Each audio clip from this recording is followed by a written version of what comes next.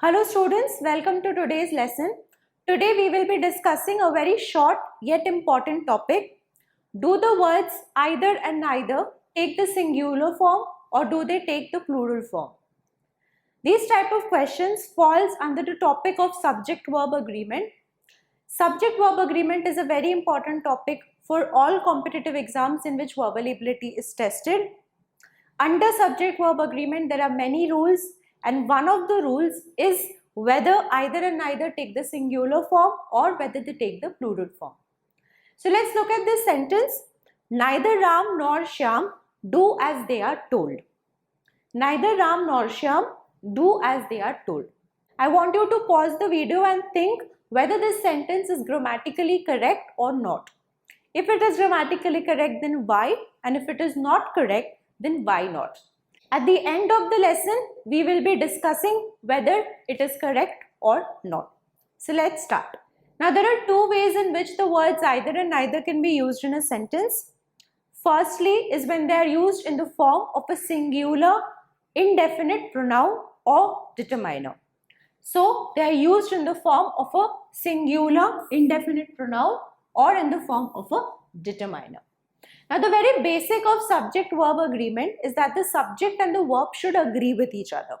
What that means is if the subject is singular, then the verb is also going to be singular, and if the subject is plural, then the verb is also going to be plural. That is the underlying principle of subject-verb agreement. For example, if I say he goes for a walk every evening, he is a singular subject which is taking a singular verb goes. He goes for a walk every evening. But if I make my subject plural, they, then the verb is also going to become plural. I would say they go for a walk every evening. So he goes, whereas they go. So when the subject is singular, the verb is also singular. When the subject is plural, the verb is also plural. Another example, she eats her breakfast at 8. So she eats her breakfast at 8 a.m. whereas we eat our breakfast at 8 a.m. So she eats, we eat. That is the basic principle of subject-verb agreement. A singular subject is going to take up the singular verb. And since either and neither are being used as singular pronouns, they are always going to take up singular verbs. So let us look at these examples. Either of the cars is available or either of the cars are available. When I say either of the cars, what I essentially mean is only one of the cars is available, right? So if I'm talking about only one, that means the subject is singular. So whenever we have either or whenever we have neither in the sentence as a pronoun, they are always going to take up the singular verb. So what is the correct form here? Either of the cars is available. Similarly, neither of the actors is suitable for the role. You might think that since actors is plural or since cars is plural, should it not be are? No. Why? Because when I'm using either and neither, I essentially mean any one of the cars or any one of the actors, and that is why the verb is also going to be singular. Neither of the actors is suitable for the role. Either of my sons goes to the store. Either of my sons means any one of my sons goes to the store. Neither of us know the way or neither of us knows the way. Again, this is a singular subject, so it is going to take up a singular verb. So neither of us knows the way. Neither and neither can also be used in the form of a determiner. What that means is, I can say either room suits us, instead of saying either of the rooms suits us. So I'm not using this of the, I'm simply saying either room suits us. So either room is a singular subject, and that is why the verb is also going to be singular. So either room suits us. So when I say either room suits us, what I mean is any one of the rooms is going to suit us, right? Similarly, he likes neither shirt. So instead of saying neither of the shirts, I'm simply saying neither shirt. That's why it's used in the form of a determiner. He likes neither shirt. The second way in which either and neither can be used in a sentence is when they are used as correlative conjunctions. That is in the form of either or neither nor. I'm sure this is something you're familiar with. Either Ram or Shyam. Neither Ram nor Shyam. So these kind of phrases are known as correlative conjunctions. What are conjunctions? Any word that is going to join two sentences, and correlative means you're making a relation between the two sentences, right? What are some other examples of correlative conjunctions? Both and, so both Ram and Shyam, but also and not only Ram, but also Shyam. So these are some other examples of correlative conjunctions. So whenever the words either and neither are used in the form of a correlative conjunction, that is, they are used in the pair form either or, neither nor, the verb takes up the form of the subject which is closest to it. That is the only rule. Let us look at this example. Either EcoSport or Creta is available. In the previous example, we saw either of the cars is available. Here we're giving names to the cars. So what are the cars available to me? Either EcoSport or Creta is available, not are available. Why? We are going to look at the subject which is closest to the verb. So the verb here is, and which is the subject closest to it? Creta. This is singular, so the verb is also going to be singular. Neither Amin nor Ranbir is suitable for the role.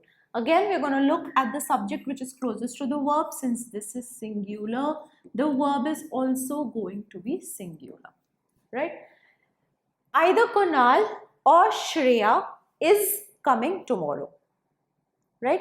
Because Shreya is the subject closest to the verb and Shreya is singular, so the verb is also going to be singular. Either Kunal or Shreya is coming tomorrow, and not either Kunal or Shreya are coming tomorrow. It is always going to be is, right? But if I modify the sentence a little bit and I say either Kunal or his subordinates has become plural.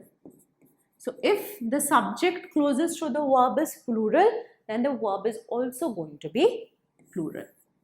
So either Kunal or his subordinates are coming tomorrow. Is this clear? Let's look at another example. Neither the clerk nor the secretary knows or know where the manager is. So neither the clerk nor the secretary. So we need to look at the subject which is closest to the verb.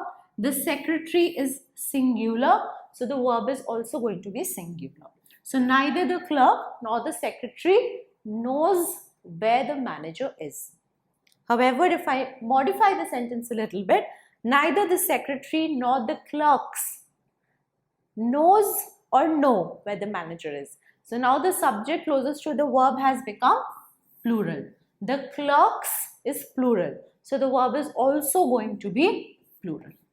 So neither the secretary nor the clerks know where the manager is. So always we are going to look for the subject which is closest to the verb. If it is singular, the verb is singular. If it is plural, the verb is plural. Let's look at a few more examples. There was neither ice cream nor cakes at the store. So when we talk about neither ice cream nor cakes, so what are we going to look for? We're going to look for the subject which is closest to the verb. And since ice cream is singular, we are going to use a was. But if I interchange the position of ice cream and cakes, then I will have to say there were neither cakes nor ice cream at the store. Because cakes is plural, so the verb is also going to become plural, right? So the correct way of saying would be there was neither ice cream nor cakes. There were neither cakes nor ice cream. Neither the actors nor the director likes the music of the film. Neither the director nor the actors like the music of the film. So this is singular, so the verb is also singular, and since this is plural, the verbs is also going to be plural. Last example, neither looks nor clothes make the person. So neither looks nor clothes make the person. But if I say neither looks nor money, is money singular or plural? Money is always going to be singular. So since money is singular, the verb is also going to become singular. So neither looks nor money makes the person. So now if we come back to the sentence that we saw in the beginning, neither Ram nor Shyam do as they are told. Is this sentence grammatically correct? Neither Ram nor Shyam. Shyam is singular. So this verb here also has to be singular. So this is wrong. What is the correct form? Neither Ram nor Shyam does as they are told. Neither Ram nor Shyam does as they are told. Another common mistake, neither of my parents are home. This is something that we use quite frequently. Neither of my parents are home.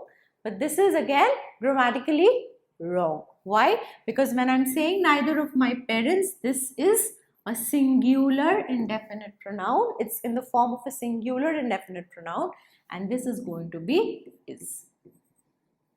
Neither of my parents is home. So these are the two rules that we need to remember for either and neither. Firstly, if they are used as a pronoun, then they will always take up singular verb because they are singular pronouns. Secondly, if they are used in the form of a correlative conjunction, then the verb is going to take up the form of the subject which is closest to it. So if the subject is singular, the verb is singular. If the subject is plural, the verb would be plural. So if I say that neither Ram nor the boys do as they are told, that would be correct. Now there are some more singular indefinite pronouns which are always followed by singular verbs. Let's look at them. Each, everyone, everybody, everything, someone, somebody, something, anyone, anybody, anything, no one, nobody, nothing. All of these are singular indefinite pronouns, and if you find them in a sentence, we are always going to take up a singular verb. The same thing holds true for every, but every has a few exceptions which will be discussed later. Let us look at some examples. With the word each does a good deal of hard work around here. Every bedroom has its own private bathroom. Similarly, everyone believes in something. Everybody deserves a happy childhood.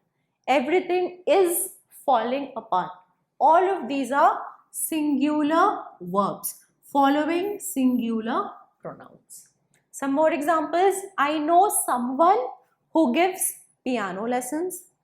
If somebody calls, tell them I am in a meeting. Something seems wrong with this soup. Let's look at no one, nobody. No one listens to classical music these days. Similarly, nobody goes to the theater anymore, right? Think of some examples with the words anyone, anybody and anything, and you will see that they are always going to take up singular verbs. With this, we have learned rule number 1 of subject-verb agreement. I hope you found this video helpful and you will never ever make a mistake again whether the verb should be plural or singular when a sentence has either, neither, either or, neither nor, or any of these indefinite singular pronouns. If you have any questions or doubts, then leave them in the comment section below. Thank you so much for watching. All the best.